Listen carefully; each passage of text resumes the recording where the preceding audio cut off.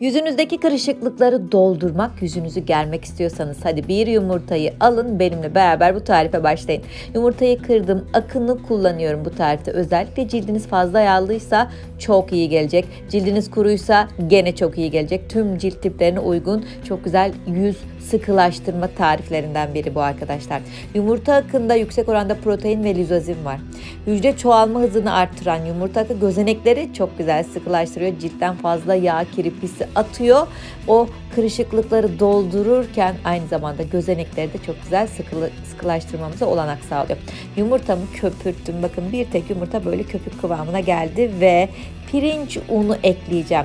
Gözenekleri temizliyoruz. Cildimizi sıkılaştırıyoruz. Bir de beyazlatalım. Fazla yağ atalım. Pirinç unu ekledim 2 yemek kaşığı ve zeytinyağı 1 yemek kaşığı dolusu da zeytinyağı. Son olarak avokado yağı varsa mutlaka kullanın. Cildi çok güzel nemlendiriyor. Pamuksu bir dokuya geçmenizi sağlıyor. Omega 3 yağ asitleri sayesinde ciltteki yaraları, yanıkları, kesikleri çok güzel iyileştiriyor.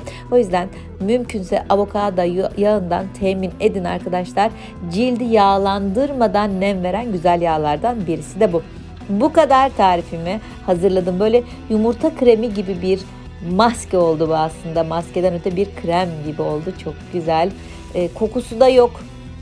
İçiniz rahat olsun.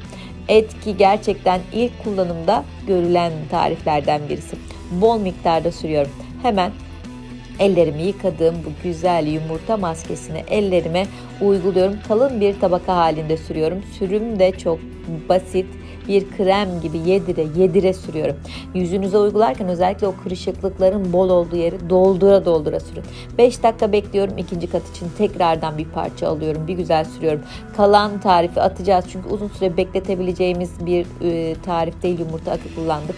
2 gün maksimum 3 gün buzdolabında bekletebilirsiniz. Daha fazla değil. Bir 5 dakika daha beklettim.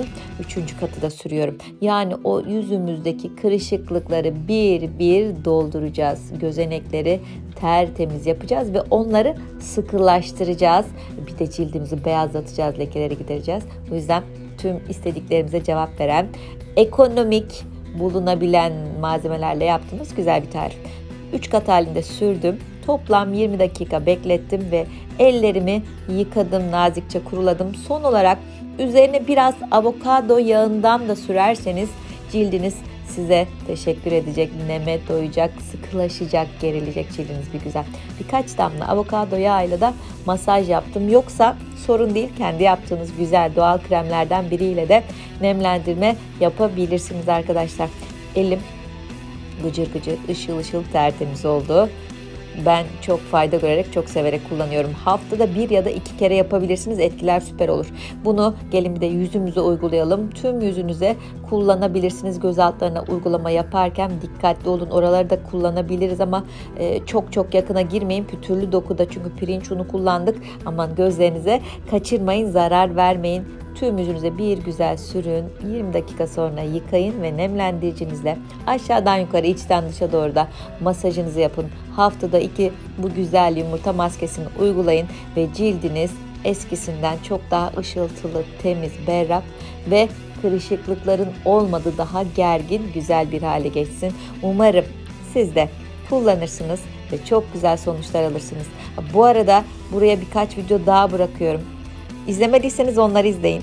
Hobifan YouTube kanalıma abone değilseniz lütfen artık abone olun ve bildirimleri açın. Alt yazılardan da videoyu dilediğiniz dilde seçebilirsiniz. Bunu tüm dünyadan izleyen güzel takipçilerim için söylüyorum. Kendinize çok iyi bakın. Bay bay.